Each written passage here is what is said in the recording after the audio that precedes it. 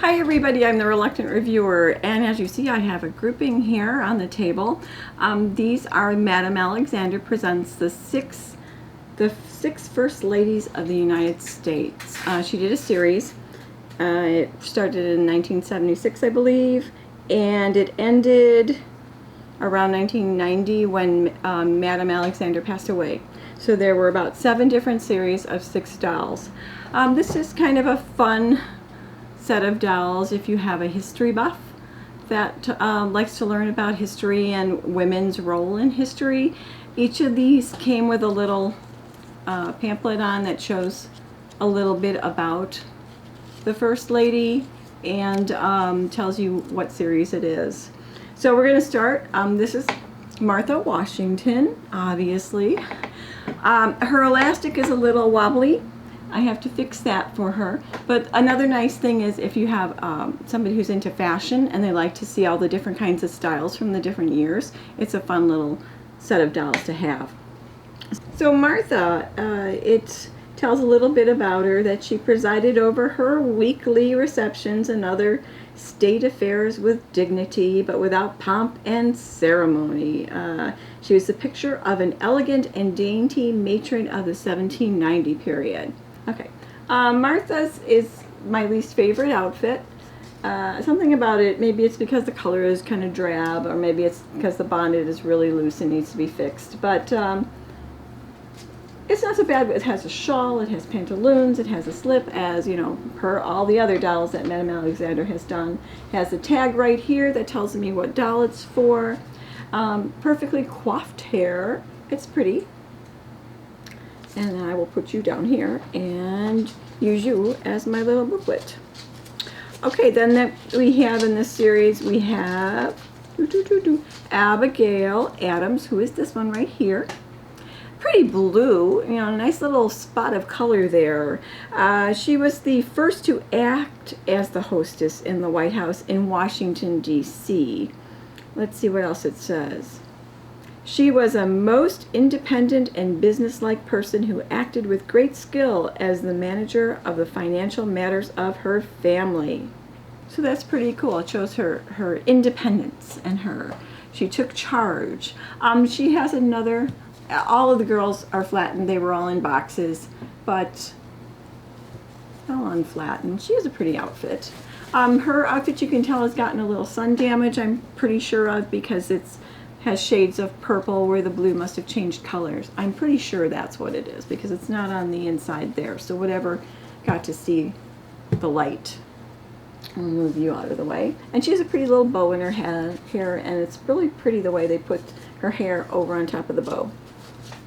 Okay. Then we have Martha Randolph. And when I was trying to put the dolls all together and I was trying to think presidents and names and stuff, and I'm like, why is this one coming up? I can't find the next doll in the series. Actually, she was Thomas Jefferson's daughter, so she played hostess. And this is a really pretty outfit. I like this. I should have stands for all of them right now, but I don't. She was married to her cousin Thomas Mann Randolph, acted as hostess for her father Thomas Jefferson since her mother had died many years before. Let's see. She had accompanied her father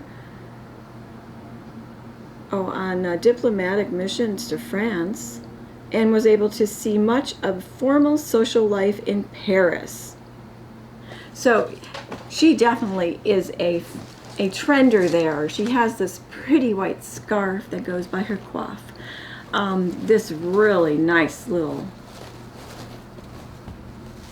cape, and it has the ornamentation on it here. This is really pretty, and I even like her underdress. It's very pretty. It's very pink, it's delicate. She looks very Parisian, and she has pearls on. You know, Madame's attention to detail. We need jewelry, we need a little brocade here. This is a really pretty outfit. I like this one. And even her lips look different, and her coloring looks a little bit different, which it shouldn't look different because it should be exactly the same. But maybe it's because of the, oh, I love this headdress, the way she's dressed, it just brings out her makeup more. I think that's what it is, and it's really pretty in the back. Next we have Dolley Madison. This is another pretty one, and it's the first one that we've seen that's a brunette.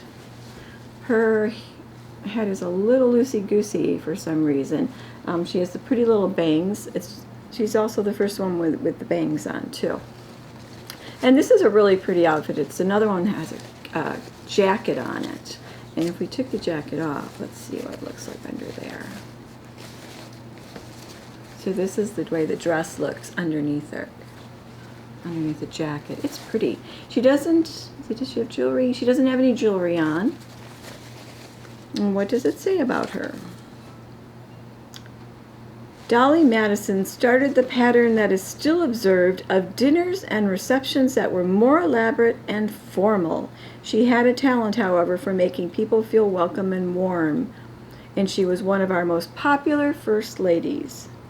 The White House, which was destroyed in 1814, was rebuilt during the administration of her husband.